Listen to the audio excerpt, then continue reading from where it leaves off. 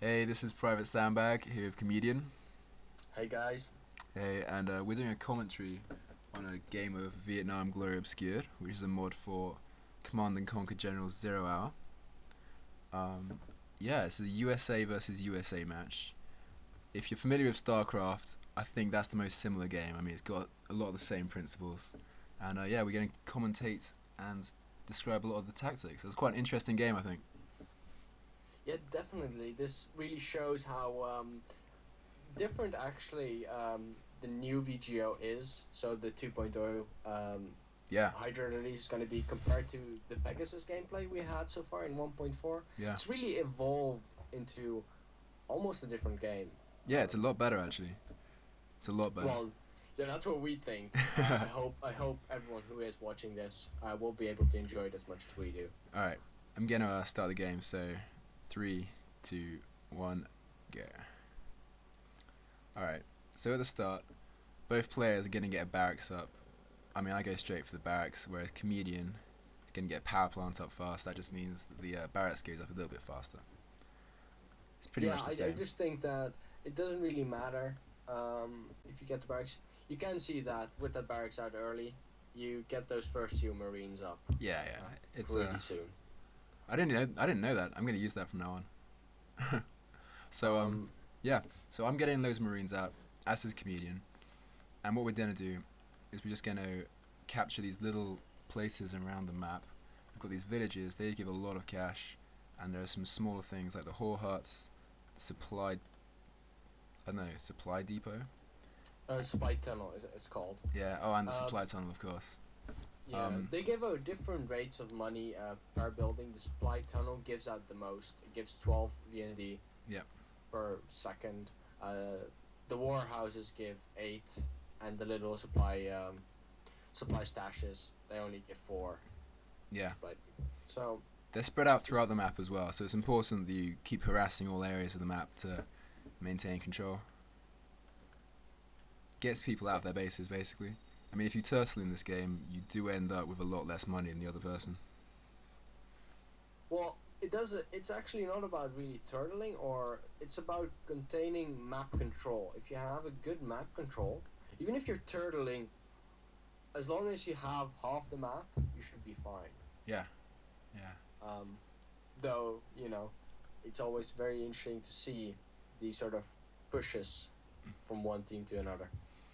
So you immediately made a push straight for these trees in the middle. Now these stealth your troops, and it gives them a bit of a firepower bonus, because you're kind of hiding in the trees, and it makes it very hard to dislodge.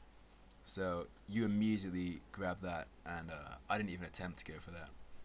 Yeah, you can see that because I did do that, I did not have enough manpower in my village to generate a cash flow from it.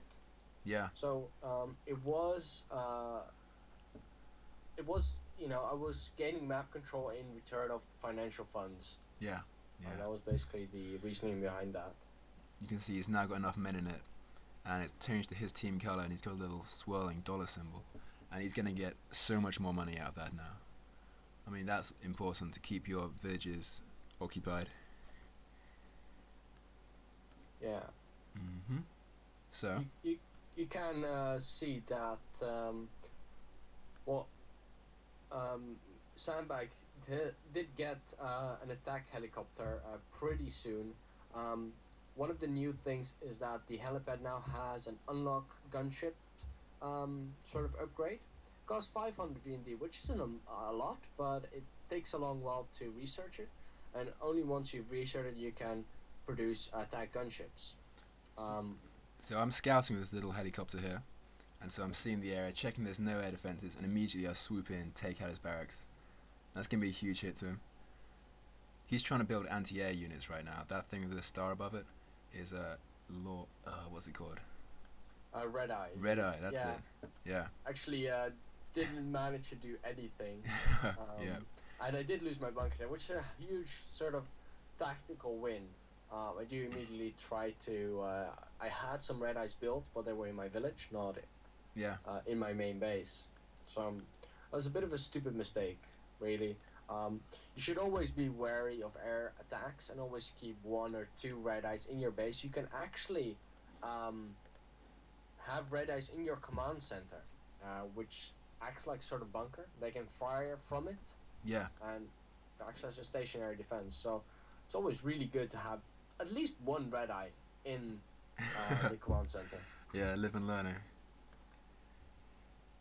So I mean that pretty much won me the game. I mean that little thing, because when you destroy structures, you get a whole lot more general points than when you take out the men.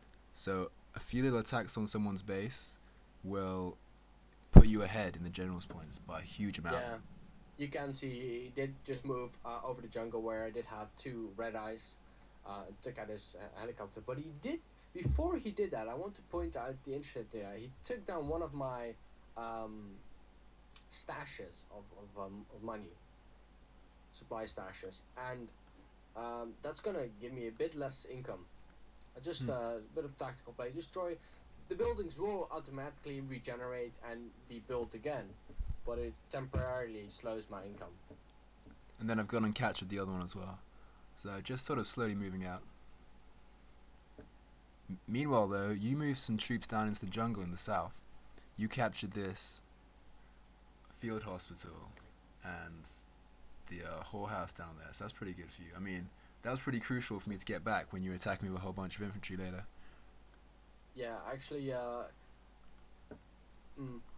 think later on you can see that Sandbag moves out and recaptures, and I think I should have, retrospectively, I should have had more pressure and should have tried to get back control of that area, but I didn't. I did manage to cap both supply stash in the upper right corner together with the warhouse. Yeah. Yeah, you're getting a lot of funds from this area right now. So, we're not really attacking each other, we're just sort of scoping out what's going on, trying to get a feel for it, because if you attack and you lose a lot of men, you can immediately be open for damage. Now, I scouted this area, saw there weren't any anti-air defense, come in, take out 2 little men, and that sort of easing away can really count when you go in for a big battle and you have like 10% more men than them. I mean, you're going to win that battle if you have that little man advantage because of your little recon missions earlier on. Yeah, I should have just regrouped earlier together with my red eyes. I did manage to get him early enough in time to not gain any major losses, but I did lose some vital troops. Yeah. I did build a medic, which has the powerful ability to revive troops. Now, as you can see, there are 2 bodies there, right there on the battlefield, and the medic can just go down. Takes a few seconds, but he can revive his units, and they are back and alive, albeit in a very weakened state. Yeah, they come back with like 1 health out of 200. But the medic goes and heals them up, so that's all good. Yeah, the medic heals them up. Plus, I still have the field hospital at this moment, so that gives me a very nice advantage. And I'm just moving out right now onto the supply depot. But if you look at the jungle area, I'm start moving out from there as well. So I'm doing a 2 pincer strike attack. Yeah. Luckily, Sandbag sees this and moves away with his troops. Otherwise, I would have got him in a sort of pincer move. Yeah. Had to pull them straight out, because if I'd just gone in and attacked and like taken even loss on both sides, I'd have been left with nothing defending my base. I'd have been wide open. So we're just sort of sizing each other up, getting ready. I dropped some troops in down by the whore hut, by the way, at this point. See, and I knew you were moving in, and I knew that if I didn't take that field hospital back, you were going to destroy me with the troops, because as soon as I damaged you, you'd heal back up. Yeah, you can see that the officer, all the units around the officer turn orangish. It basically means that they get a sort of buff from the officer itself.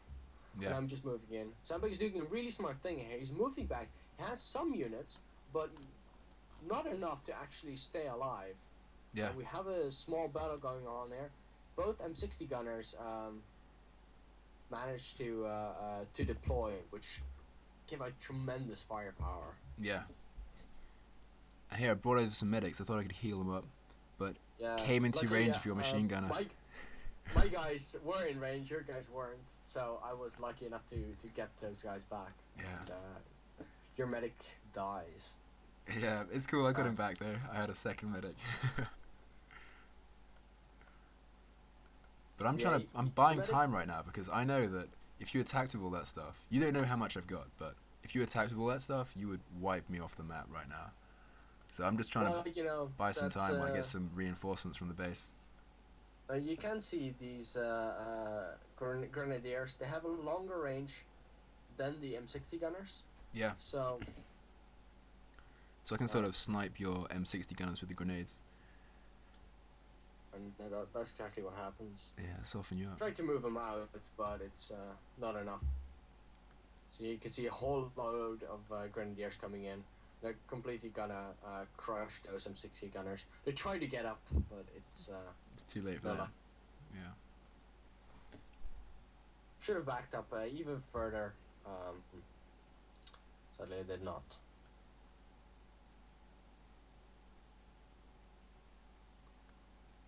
Yeah, I'm putting some pressure on you, and then you came in. What I did right now is the A1 strike took out a whole lot of men, including one of the M60 gunners. So that's going to give me a bit of space to come back. Oh, you gunned down all my men. They were so weak. I mean, actually, my captain gets a rank 2 promotion right now, so yeah, that's going to give him the opportunity to do a drop. And had I known that this was the entire force, I could have just pushed in and completely wiped it. Normally, this is doing the right move. Just going back out, you have got an advantage, and you need to use that advantage to get an even bigger advantage. Yeah, keep the troops you've got, and don't just waste them. Yeah, because just as well, there could have been 2, 3 M60s, maybe 2 helicopters, a large infantry force at his base waiting for me to pull in. And destroyed, but that did not happen. Okay, what I did is I built I built one of those medics. That is very ingenious. Shipped him in because I needed him there as soon as possible before these bodies went cold and disappeared. And look how many I get back. Oh, that is a very nice move there. Yep. Wow. Wow. That is quite impressive. Yeah. I got back pretty much my entire force. I was pretty lucky that time. Okay. So there you have it. Medics are awesome. Yeah. You just have to be in the terrain which you've just lost the battle in. Because usually, if they've captured the area, you can't move in and just revive all your men. But this is one of those lucky times. That explains why I was surprised at the incredible force you had at the moment. Yeah. Which had me just backing out quite a lot. I did do a nice A1 strike. Got a few men, but nothing too big. Yeah, you got a few. Doesn't matter, you revive them. Yeah, but it does keep them weak if they revive such low health. I mean, that's a good time to push in for you. And here we're just going back and forth, not trying to overextend, not trying to make ourselves in a weak position. Yeah, and again, those M60 gunners are extremely strong. Once they're deployed, they're not really that good, but once they're deployed, they're extremely powerful. You have to be quite careful, or at least have a significant man advantage before pushing back in. Yeah. And yeah, I just don't have grenadiers at the moment, so I just need to retreat right now. It seems my attention was slightly diverted, and I lose a bit more men than I should have.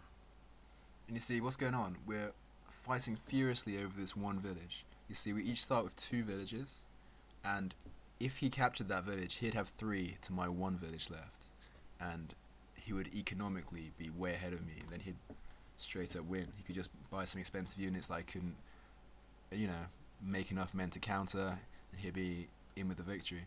So I need to have this. I need to have this area, or I've lost.